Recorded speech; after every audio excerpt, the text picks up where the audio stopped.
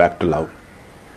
നമ്മൾ കണ്ട് ഒരുപക്ഷെ ഇപ്പോഴും ഓർമ്മിക്കുന്ന ആ പഴയ ചിത്രത്തിലെ നിലവിളി കണക്ക് കം ബാക്ക്.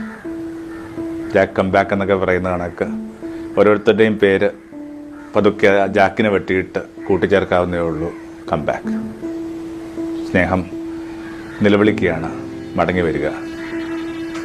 ഒരുപക്ഷെ ഈ നിലവിളി കേൾക്കാനാവാത്ത വിധം അകന്നു പോകുക എന്ന് പറഞ്ഞ ദുര്യോഗം കൂടിയുണ്ട്. പണ്ടങ്ങ് വായിച്ച ഒരു കാര്യം കണക്ക്, പള്ളിയിൽ പോകേണ്ട ഒരു ദിവസം ഒരു ചെറുപ്പക്കാരൻ ഒരു പിക്നിക് സംഘത്തോടൊപ്പം ചേരുകയാണ്. യാത്ര ഇങ്ങനെ മുമ്പോട്ട് പോകുന്നതനുസരിച്ചിട്ട് അവൻ്റെ മുഖം ഇരുളുന്നതും സ്ട്രെസ്ഡാവുന്നതൊക്കെ അവൻ്റെ കൂട്ടുകാർ ശ്രദ്ധിക്കുന്നു. ഒരു പ്രത്യേക ഘട്ടത്തിലെത്തുമ്പോൾ തൻ്റെ കുതിരയെ തിരിച്ചു വിടുകയാണ്, മടങ്ങിപ്പോവുകയാണ്. എന്തേ പെട്ടെന്ന് ഈ ഭാവമാറ്റം ചോദിക്കുമ്പോൾ അയാൾ പറഞ്ഞു, പള്ളിയിൽ നിന്ന് ആ പള്ളിമുറ്റത്തു നിന്നൊക്കെ ഞാൻ സഞ്ചാരം ആരംഭിക്കുമ്പോൾ എനിക്ക് പള്ളിമണികൾ വളരെ വ്യക്തമായിട്ട് കേൾക്കാൻ പറ്റുമായിരുന്നു.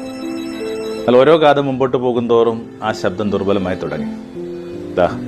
ഈ ഒരു പോയിന്റിലെത്തുമ്പോൾ ഇത് ഏകദേശം ഇല്ലാതെ ആയിക്കൊണ്ടിരിക്കുക. ഇനിയും മുമ്പോട്ട് പോകുമ്പോൾ എന്നെ തിരികെ വിളിക്കാനായിട്ടൊരു ശബ്ദവും ഉണ്ടാവില്ല. അതിനു മുമ്പ് എനിക്ക് മടങ്ങി വന്നേ പറ്റൂ.